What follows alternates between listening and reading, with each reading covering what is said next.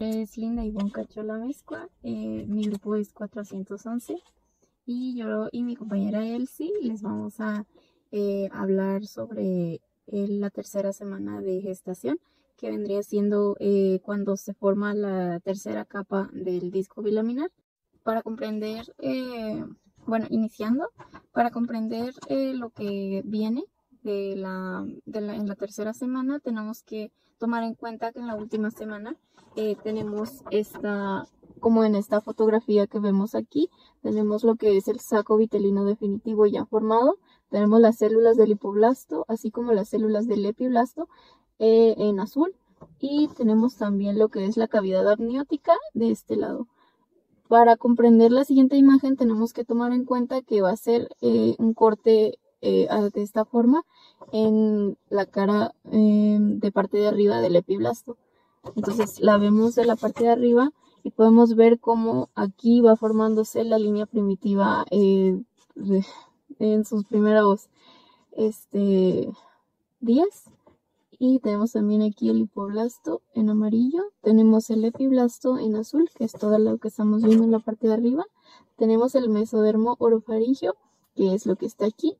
Y podemos tomar en cuenta que la línea primitiva no se forma bien hasta que tenemos más o menos unos 15 a 16 días. Y gracias a esto, ya una vez que está formada, podemos establecer el eje cráneo-caudal y asimismo los extremos craneal y caudal. Tenemos también que ya podemos saber el lado derecho e izquierdo y podemos ver también lo que es la superficie dorsal y ventral.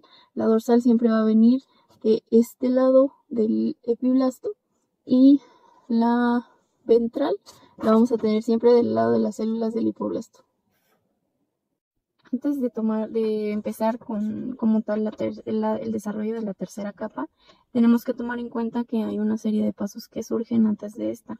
Por ejemplo, en esta imagen que les voy a mostrar aquí, podemos ver que las células prenotocordales se extienden en sentido lateral y craneal para formar la placa precordal en esta parte de aquí. Y asimismo, en el extremo cefálico se encuentra el nodo primitivo señalado, haciendo un corte pues en esta sección de acá, un poco más abajo del nodo primitivo, podemos observar que está así.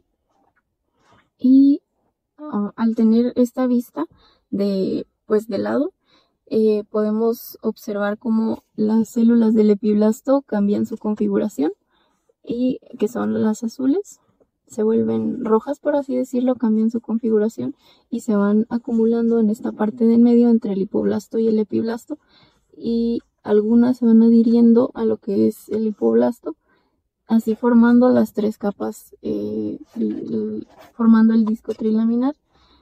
Las células que permanecen son las del endodermo, y las que invaginan son las del mesodermo.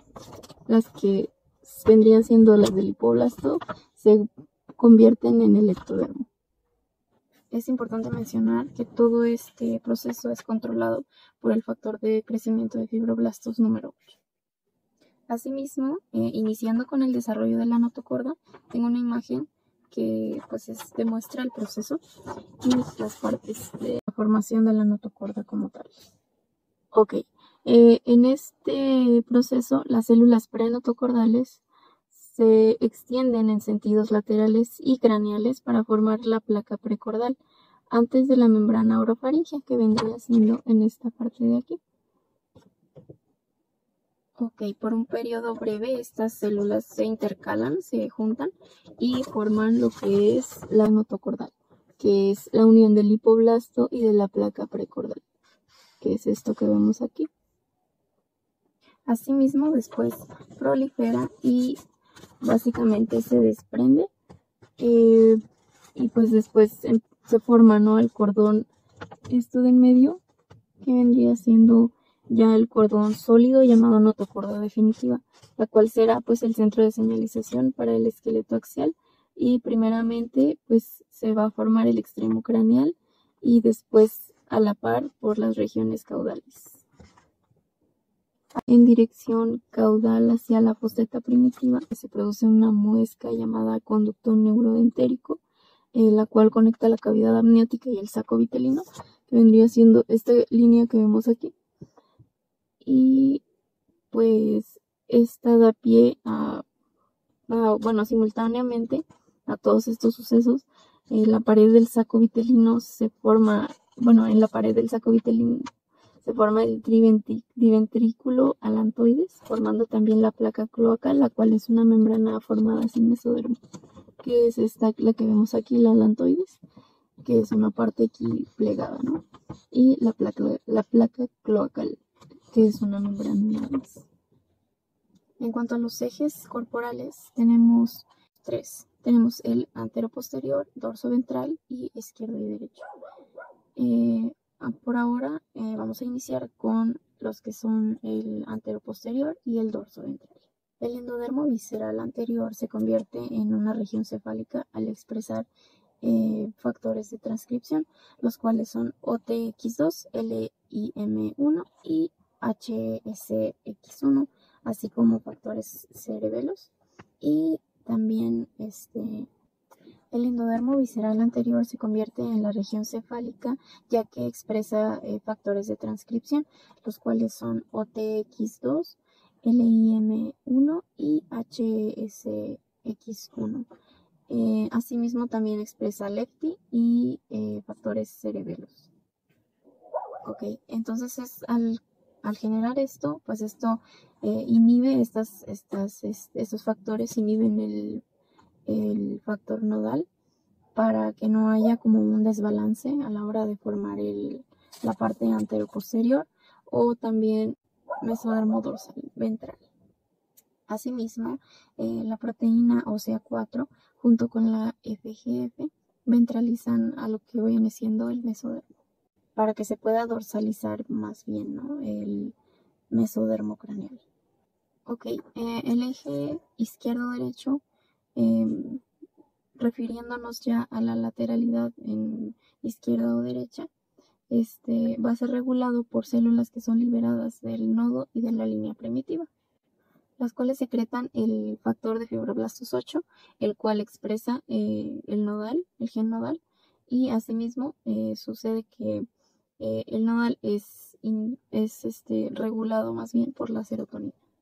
Asimismo, habrá como para que el gen nodal no invada el espacio del lado derecho, habrá algunos inhibidores, los cuales serán la LEFT1 o también podría ser el gen Sonic Hedgehog, que pues estos hacen que se mantenga en su lugar, ¿no? Como por ejemplo podemos ver en esta imagen que tengo aquí.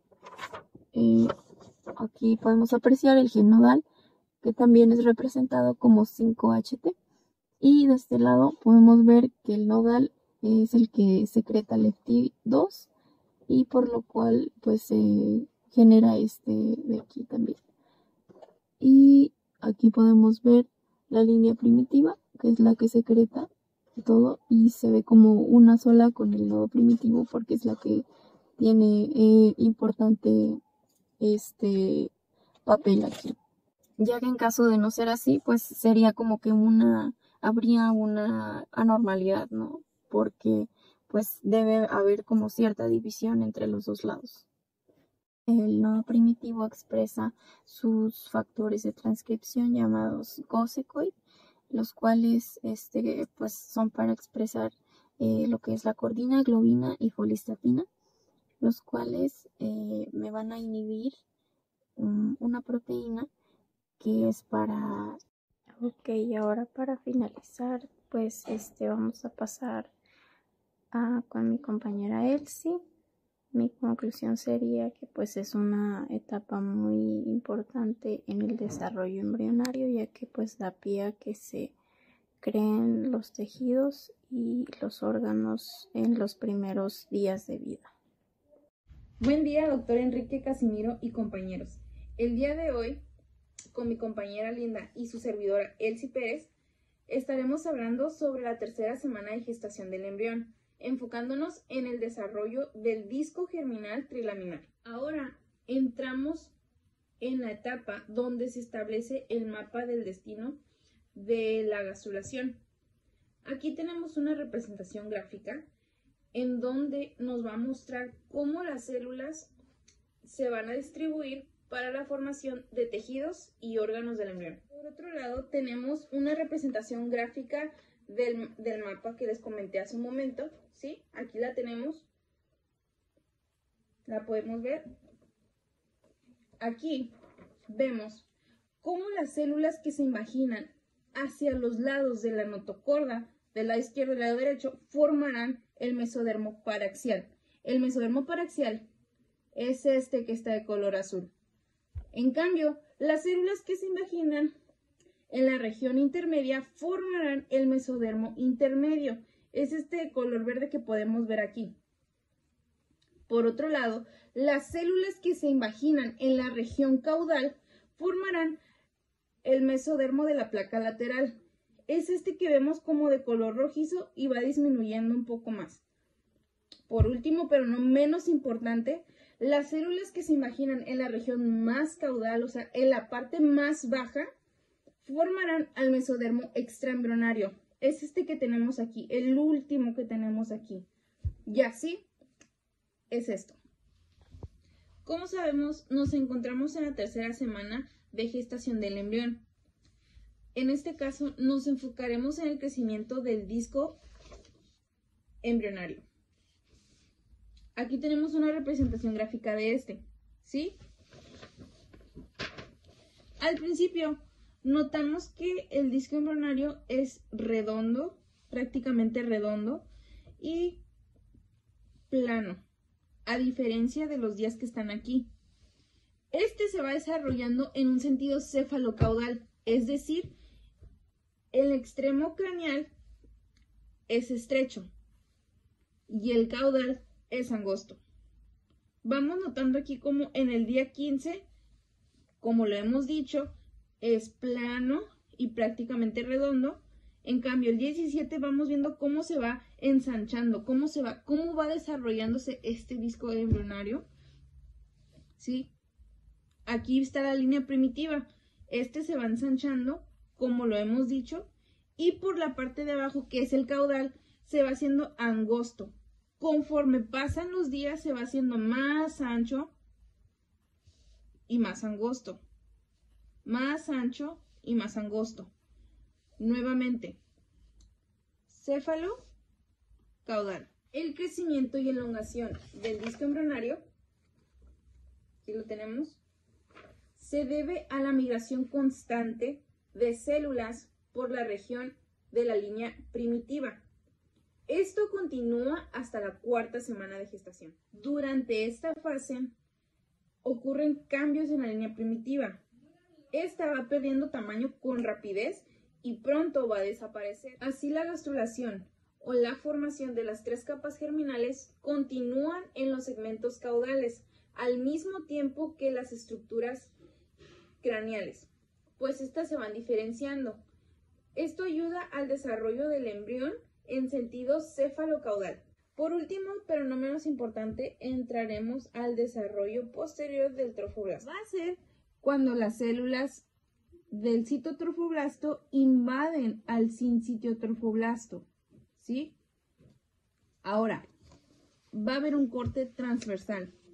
¿Cuál es un corte transversal? Es, por ejemplo, vemos aquí un adaptador, el cual utilizamos para cargar nuestro celular. Aquí está todo esto, pero lo que ocupamos para que se pueda cargar nuestro celular, pues es este cuadrito, ¿no? Supongamos que este es un corte transversal. Es lo mismo que va a pasar con esta vellosidad, con este tipo. Aquí tenemos un corte transversal que viene de aquí, y aquí vemos a la capa del citotrofoblasto, ¿sí? Que es este de aquí, y la de afuera es la capa del sincitiotrofoblasto. Aquí lo vemos evidentemente. Por otro lado, tenemos a esta nueva vellosidad, la cual es la vellosidad secundaria.